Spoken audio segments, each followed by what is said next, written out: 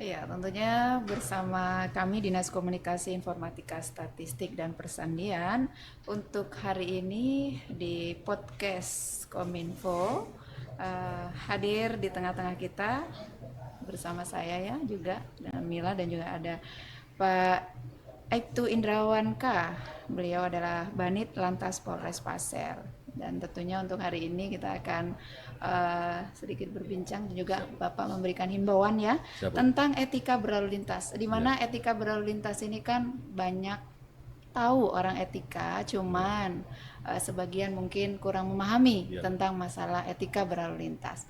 Ya, tentunya Pak untuk silahkan dipersilakan untuk Ya. himbauan. Terima kasih Ibu atas waktunya. Reza, untuk saat ini saya akan sedikit memberitahukan kepada masyarakat tentang etika berlalu lintas. Jadi penting karena kita tahu bahwa etika itu tidak ada di lalu lintas, mungkin di masyarakat ada etika bermasyarakat, kalau ada di sekolah mungkin etika di sekolah. Jadi etika kalau di lalu lintas itu adalah tingkah laku pengguna jalan sebenarnya Bu. Bagaimana kita melaksanakan undang-undang dan peraturan lalu lintas atau norma atau sopan santun. Bagaimana dengan pengendara yang lain. Jadi di sini etika berlalu lintas sangat-sangat berperan Ibu. Ya terutama bagaimana kita bersopan santun terutama dengan pengendara lain. Ya itu jadi tidak disengaja itu melibatkan atau pemakai jalan yang mengakibatkan ya itu tadi banyak korban karena Kerugian, ya. kerugian karena ya itu tadi kurangnya etika lalu lintas. Jadi tidak serta merta di jalan itu kita ugal-ugalan Bu. Sebetulnya semua ada etika sama dengan mungkin kalau kita di sekolah contohnya kita kan punya etika juga di sekolah, contohnya mungkin menghormati ibu guru, menghormati teman itu kalau norma yang ada di masyarakat mungkin sopan santun mungkin di masyarakat sendiri mungkin ada mungkin yang paling contoh paling kecil adalah di norma ada di masyarakat mungkin kalau kita di gang kalau mungkin sudah jam 10 ke atas mungkin kalau ada di perumahan itu mungkin sudah tidak boleh lagi untuk menghidupkan alat musik yang terlalu itu sama itu jadi itu. Terus yang kedua saya jelaskan untuk etika sendiri. Jadi ada Bu faktor-faktor yang mungkin para pengguna jalan ini kurang memahami, terutama eh, bagaimana kalau kita mungkin sebelum berpergian atau mungkin perjalanan jauh, mungkin tanpa kita sadari Bu, kita berjalan ini ya ini kita langsung jalan aja. Padahal pengecekan suatu kendaraan itu penting. Padahal saya imbau ke kadang saya ke sekolah-sekolah baik itu tingkat SLTP walaupun belum boleh tingkat SLTA. Jadi kita tanya, pernahkah sebelum berpergian baik itu mengendai roda 2 masyarakat juga roda 4 atau lebih, pernahkah pengecekan awal, terutama pengecekan awal kendaraan itu sangat-sangat kurang, padahal itu penting. Contoh kalau mungkin roda 2 roda motor atau roda 4 yang paling fatal adalah pengecekan, oh kalau roda 2 mungkin rem, oh bagaimana lampu kita, itu kan sangat fatal Bu. Kalau kita cuma langsung misalkan berpergian langsung gas, siapa tahu rem kita belum, nah itulah mengakibatkan terjadinya kecelakaan seperti itu. Dan juga antara faktor-faktor yang memicu kecelakaan itu Bu, yaitu yang pertama adalah ini kendaraan sendiri, itu pengecekan kurang, terus kelayakan kendaraan sendiri itu kurang, terus yang kedua adalah sumber daya manusianya Bu. Itu tadi sumber daya manusianya mungkin kurang memahami aturan berlalu lintas. Terus yang ketiga adalah cuaca Bu. Biasanya kalau mungkin kita bepergian atau cuaca hujan atau cuaca buruk, musim kalau ada kabut, itu yang mengakibatkan juga kecelakaan. Nah, terus saya sampaikan juga Bu kepada kalangan masyarakat semuanya, terkadang kita ini Bu peraturan itu sebetulnya tahu, cuma mungkin karena edukasinya mungkin kurang atau mungkin kurang memahami rambu-rambu. Contoh ya, kayak tulisan mungkin di sini yang paling sering kita temui pelanggaran itu adalah di simpang 4 Pertamina kilometer 1. Padahal itu jelas Bu, itu ada tulisan mungkin belok kiri ikuti isyarat lampu. Nah, ini kalau dari bahasa seperti itu nyata bahwa apapun itu isyarat lampu, misalnya tanda traffic light itu merah ya berhenti. Sebetulnya kalau tulisan itu tidak ada, itu kan untuk kita tahu itu adalah di marka Bu. Kalau itu markanya sambung itu jelas itu harus berhenti. Kalau itu lampu merah, kalau hijau silakan jalan. Walaupun tidak ada tulisan ikuti isyarat lampu. Nah ada juga Bu, mungkin contohnya di simpang 5 Plaza yang arah ke Plaza itu kan markanya putus-putus. Nah itu walaupun tidak ada tulisan belok kiri langsung dengan marka yang tadi putus-putus itu boleh belok kiri langsung, tapi terkadang itu lagi mungkin masyarakat belum memahami atau memang tahu mungkin ya tadi tidak diindahkan juga ya, tadi saya bilang etika lalu lintasnya masih kurang. Iya. Dan tentunya untuk yang sekarang nih Pak, banyak kejadian-kejadian yang belum cukup umur sudah mengendarai sepeda motor, otomatis mereka memang edukasinya masih kurang ya. Tapi kalau orang yang sudah dewasa, insya Allah mungkin mereka sudah tahu. Cuman itu tidak mengindahkan. Peranan dari Lantas sendiri sering sudah melakukan himbauan yang secara seperti ini ya Pak ya? Atau secara langsung? Ya, kadang kita pada waktu himbauan sudah banyak mungkin di tingkat SLTP, tingkat SLTE, juga mungkin kita sering di media cetak, media elektronik itu sering sudah kita himbau bahwa istilahnya apalagi pelajar sebagai istilahnya masa depan bangsa juga, jangan sampai jadi korban karena pelanggaran itu kecelakaan itu Bu pasti ada satu pelanggaran pasti. Karena kalau sudah melanggar pasti di situ adalah kecelakaan.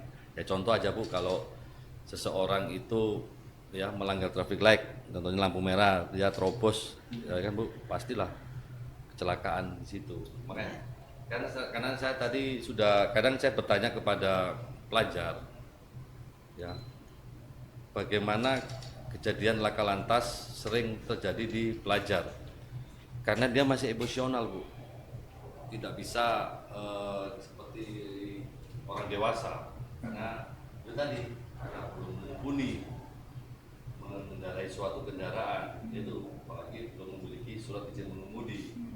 Surat izin mengemudi adalah di sini adalah bukti kompetensi, makanya di surat di pengujian SIM itu kan perlu kompetensi. Kalau dia tidak bisa lulus itu ujian teori, praktek, ya pasti tidak bisa. Bisa itu. Nah, tapi kan kalau di Kabupaten Pasir ini kan kita fleksibel itu.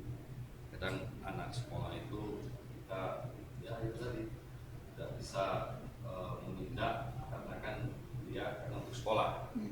Yang terpenting di sini adalah masyarakat atau orang tua bisa mengedukasi ke anaknya, maksudnya ya untuk ke sekolah, tapi tetap peraturan lalu lintas ya tetap dijalankan. Tapi kadang juga sih Bu, ada anak-anak kalau sudah seperti itu masih ada juga yang contohnya yang ringan aja adalah tidak memakai helm. Nah itu padahal disuruh pakai helm aja loh. Itu kadang juga sih sebagian yang alhamdulillah untuk sekolah-sekolah yang ini kita edukasi masih banyak yang mematuhi peraturan lalu lintas. Ya, terus ini Pak, biasa alasan dari mereka ya melakukan pelanggaran itu kebanyakan alasannya apa Pak? Yang paling Paling sering, ya. paling sering Bu untuk pelanggar, kalau ya itu tadi Bu, yang istilahnya yang tidak, contohnya aja yang tidak pakai helm aja Bu ya.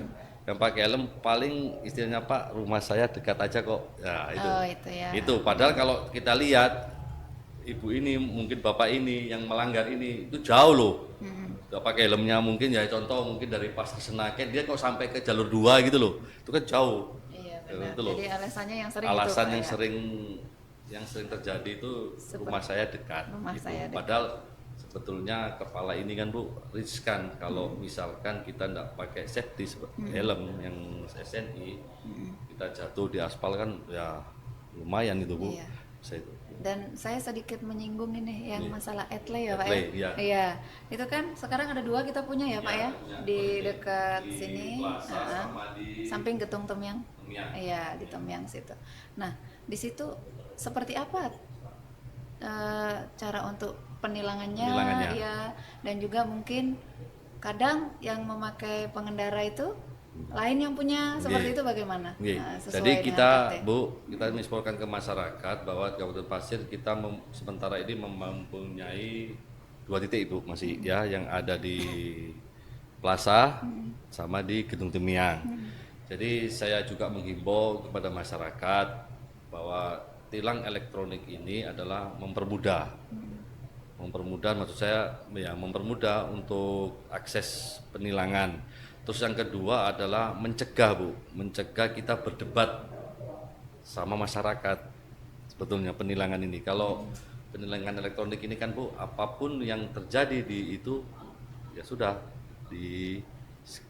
ditilang setelah itu. Dan juga contoh Bu ya, contoh untuk kendaraan roda 4 atau lebih, itu saya himbau kepada masyarakat juga kalau mengendarai ya minimal ya sekarang harus ini Bu, safety belt harus terpasang. Kalau tidak terpasang itu monitor etle sudah langsung jepret Bu. Nah, jepret. Sama dengan roda 2. Roda 2 juga kalau dia tidak memakai helm itu jelas Bu. Tidak memakai apa istilahnya spektek dari dealer yang diberikan, apa mungkin itu dilepas, apa itu ketahuan di situ. Dan juga saya mekanisme Bu ya, mekanisme untuk penilangan etle sendiri. Jadi Bu, kendala di lapangan dan juga yang sudah dilaksanakan, kadang seseorang ini sudah ditilang melalui etle, itu kadang surat tilang itu berupa bukti juga Bu, situ ada surat yang namanya, kalau kita bahasanya surat cinta itu Bu. Surat cinta itu nantinya itu terkirim di alamat pelanggar tersebut Bu. Itu nanti ada Bu surat tilangnya, bukti pelanggaran itu ada juga dikirim. Nah, kendalanya masyarakat sudah menerima surat itu tetapi dia tidak konfirmasi lagi Ibu. Nah, sanksi yang diberikan bila mana seseorang itu tidak konfirmasi ke bagian tilang, akhirnya nanti mengarah ke pemblokiran kendaraan. Itu tadi Ibu. Jadi pemblokiran kendaraan maksudnya di sini adalah bila mana seseorang itu ditunggu waktunya tidak konfirmasi, bila mana seseorang yang pelanggar tidak datang ke Polres atau di bagian tilang tidak konfirmasi, pada waktu yang bersangkutan ini membayar pajak akhirnya terblokir. Gitu. Terblokir. Ya, jadi terblokir dan tentunya harus konfirmasi lagi ke petugas Samsat Samsat itu mengarahkan seseorang tadi untuk ke Polres untuk klarifikasi penilangan, baru bisa Bu dibuka blokirnya, baru bisa nantinya dia membayar pajak. Iya.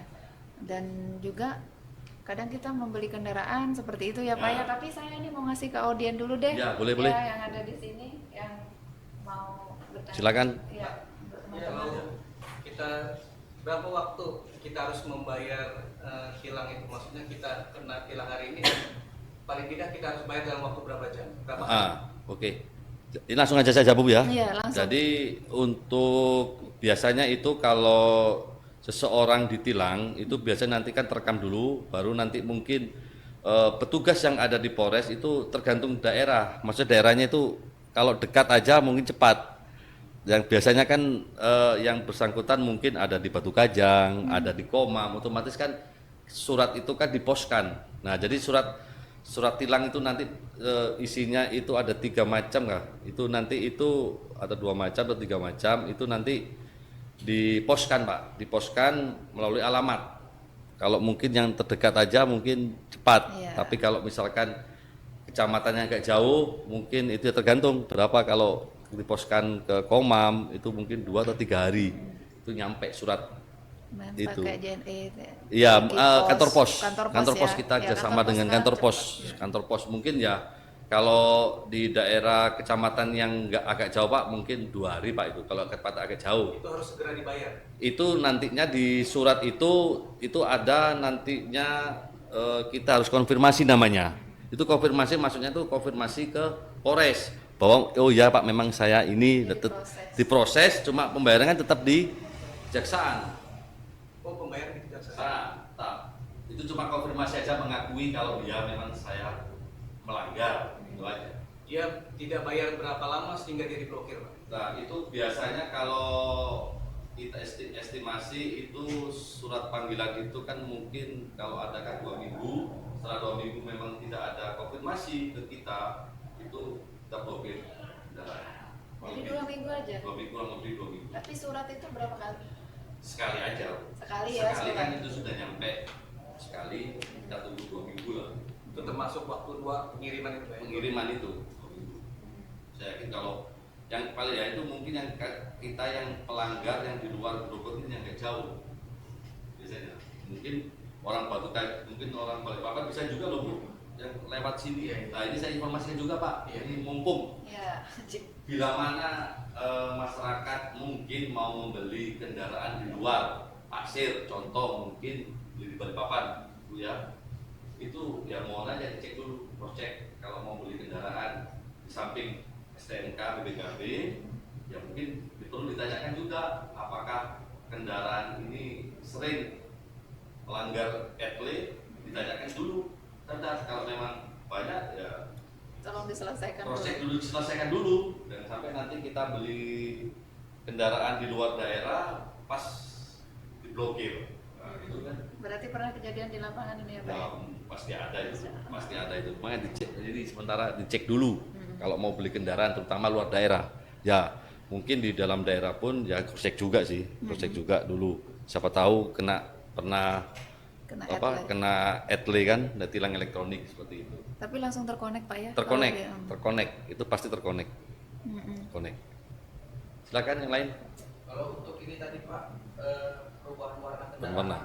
Oh, iya. Itu diminta keterangan bengkel. Ya, Untuk bengkel ini di wilayah Tanah Grogol ataupun Pasir, ada bengkel nggak yang ditunjuk oleh Samsat oke. yang punya apa namanya izin Izin resmi. Gitu. ya untuk berwarna. Biasanya ya, terima kasih Pak. Biasanya untuk perubahan warna memang mekanismenya salah satunya ada itu.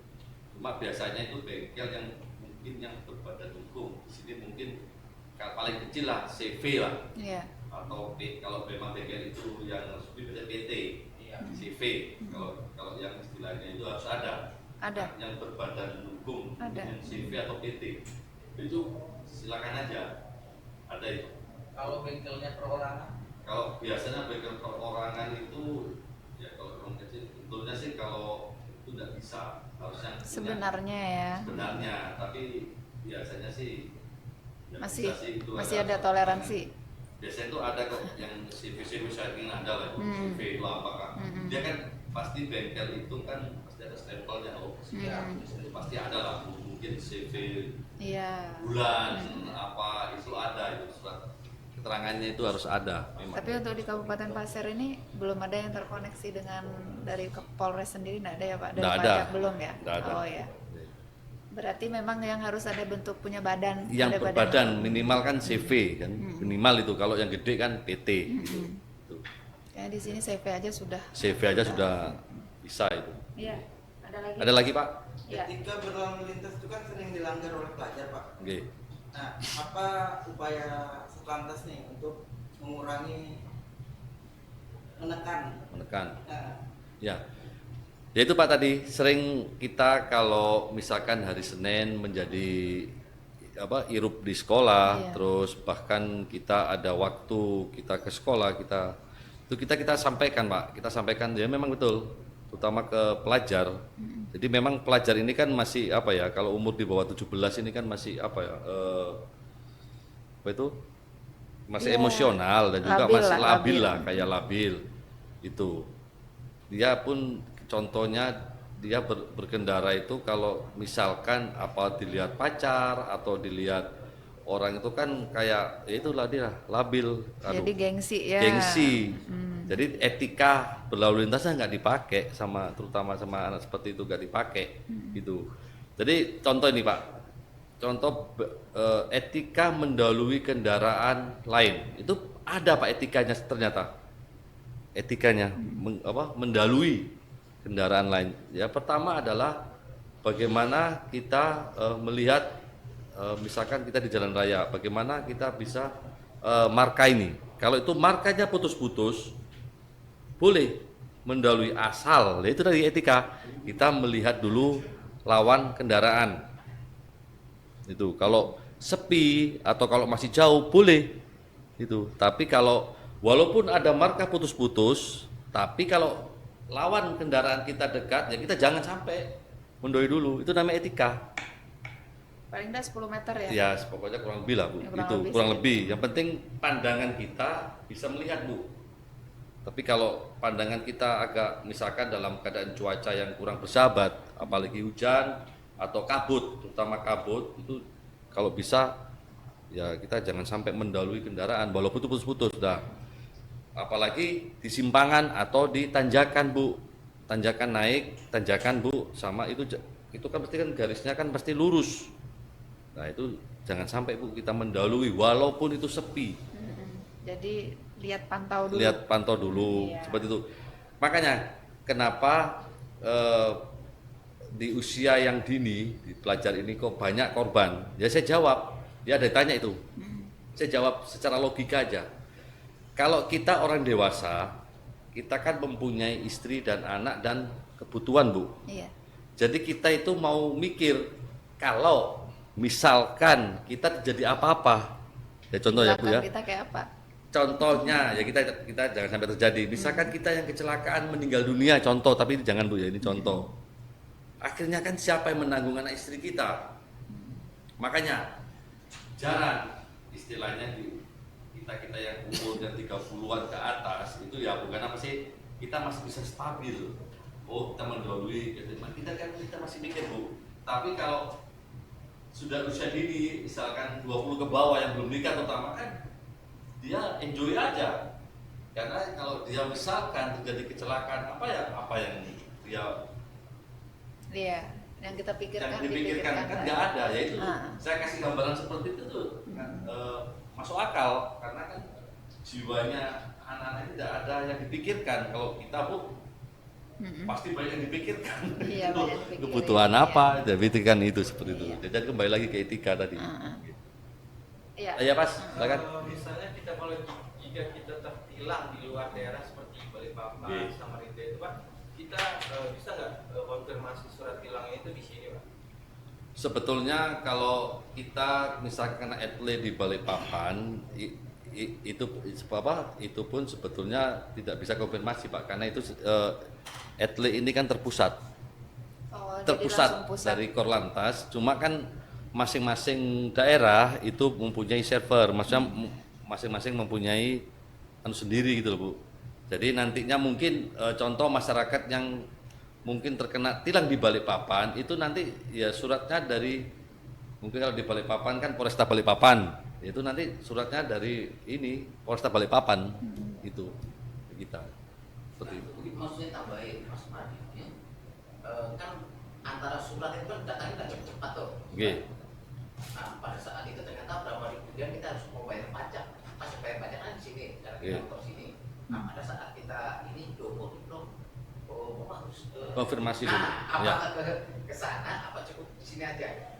Kalau biasanya yang pernah di sini memang sih belum ada Pak ya yang seperti itu. Kejadian. Ya mungkin nanti saya belum bisa menjawab. Cuma nanti saya tanyakan dulu di bagian tilang Bu, apakah bisa online seperti itu. Tapi memang sementara ini memang belum ada. Tapi biasanya kalau memang sudah dari pusat biasanya bisa. Nah, itu. Biasanya. Ya nanti saya tanyakan dulu. Makanya saya di sini saya tanyakan dulu apakah misalkan kena etle-nya di daerah lain, apakah bisa membayar di sini? Maksudnya konfirmasinya Konfirmasi. bisa di sini gitu. Nanti saya tanyakan dulu. Iya. Yang lain Mas? Yang terlihat dari penyelewengan etle itu Pak, selain dari orang yang tidak pakai helm, apalagi selain itu Pak, selain dari kendaraan yang tidak lengkap, apa aja Pak? Kalau roda 2 nyatakan helm, terus plat nomor, pokoknya spektek Mas, spektek yang tidak Berarti lengkap. semuanya ya. Semuanya kena itu. Terus roda 4 yang nyatakan ini sabuk pengaman, terus ini handphone, kita lagi nelpon itu handphone sama sabuk pengaman itu yang roda 4 lebih pasti itu. Kalau roda 2 ya tadi Mas, spektek kendaraan, misalkan tidak ada spion, tidak ada plat nomor dipasang, seperti itu pasti itu. Teleponnya. Kalau misalnya pakai headset Pak. Tidak boleh. Sebetulnya itu kan mengganggu konsentrasi sih berkendara. Cuma yang nyata ini kan alat ini Pak. Ya ini pasti gini kan. Nah ini ini kan gelas ini, gelas ininya. Itu kalau masih pakai headset sih Masih ya anu ada anu lah. Mungkin hanya buat terima telepon aja. Buat terima aja. Satu lagi Pak, untuk penerimaan di lalu lintasnya itu untuk yang belok kiri tanpa isyarat atau lurus tapi tanpa isyarat Pak, itu gimana itu Pak? Maksudnya gimana? Yang di depan Nawamangkurugu itu kan ada lampu merahnya tuh. Nah di situ tidak ada keterangan belok kiri tanpa isyarat, lampu merah tapi lurus saja Pak. Jadi tadi saya jelaskan tadi untuk sebetulnya kalau tulisan belok kiri isyarat lampu, walaupun tidak ada tulisan itu kita lihat di markanya. marka jalan. Marka jalan yang putih itu loh Pak. Kalau putus itu kalau putus-putus itu otomatis belok kiri langsung. Kalau enggak, Tapi kalau markanya itu lurus, contoh yang misalkan kita mau lurus ke Polres, kita dari arah gereja, itu kan lurus ikuti isyarat lampu. Berarti ya berhenti karena markanya lurus. itu berhenti. Karena apa? Kalau tidak berhenti Pak, kalau pas dari kantor bupati kita mau ke Polres atau ke BRI, kalau ini tidak dari jalur 2 ini tidak berhenti, akhirnya terjadilah ini ketemu kecelakaan pasti. Makanya di sini yang arah dari gereja mau ke plaza itu pasti kan itu tulisannya lurus ikuti isyarat lampu berhenti. Nah, dari kantor bupati kita mau ke arah mungkin ke gereja kan, itu kan belok kiri langsung boleh karena medannya masih lebar. Itu. Itu. Nah satu lagi Pak, untuk yang ketilannya ini Pak, sudah berapa titik yang ada di Kabupaten Pasir dipasang ini Pak? Nah, di Kabupaten Pasir sementara ini ada 2 titik. Yang pertama ada di Plaza, yang kedua adalah di Gedung Temiang ya. Depannya Gedung Temiang sini itu. Dan untuk perencanaannya nanti ini Pak, berapa jumlahnya nanti yang akan dipasang di Kabupaten Pasir? Planningnya ya mungkin sebisanya memang Semampunya. harus banyak Mampu titik. sih, harus mampu. Harus banyak titik Mas, karena memang sih sebetulnya itu ada di simpangan, harus ada ini ya, mungkin ini sementara di Pasir kita Pengenalan dulu ya. pengadaan 2 dulu. Pengenalan dulu juga pengenalan untuk dulu masyarakat. kan, masyarakat edukasi dulu. Masyarakat itu memang seharusnya titik-titik seperti itu harus ada. Kayak di Balikpapan tuh kan Semua titik semua itu. titik dari 2 sampai karena kan buat itu at least semua. Ya, kita Seperti itu. pengenalan dulu. Pengenalan dulu lah, 2 dulu. Kalau 2 sudah mungkin 3 mungkin 4 Iya. lebihnya. Bisa banyak nanti Bisa Pak. banyak. Iya. Yang lain, Pak. Oke. Nah, iya. Jadi Bu, izin saya untuk Langsung, penutup. iya, penutup Tadi, himbauannya. sekali lagi saya ingatkan kepada masyarakat khususnya Kabupaten Pasir ya, untuk etika berlalu lintas ya kami mohon untuk tetap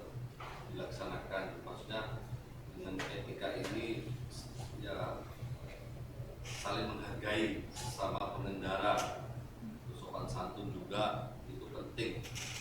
Itu dan juga dengan melalui RT yang ada ini ya sebisanya masyarakat harus ya hati-hati. Terus kalau mau bepergian kami mohon cek kembali kendaraannya terutama.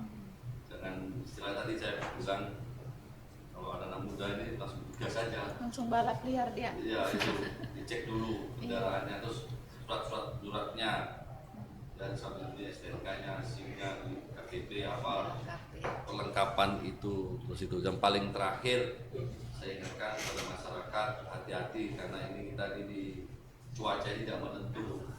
Cuaca tidak menentu, kadang panas, kadang hujan.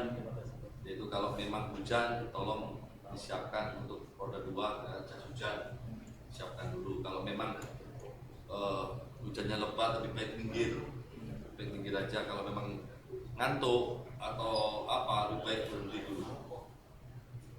Jangan dipaksakan untuk jalan, lebih baik berhenti dulu, istirahat, baru melaksanakan lagi. Iya. Terima kasih. Iya.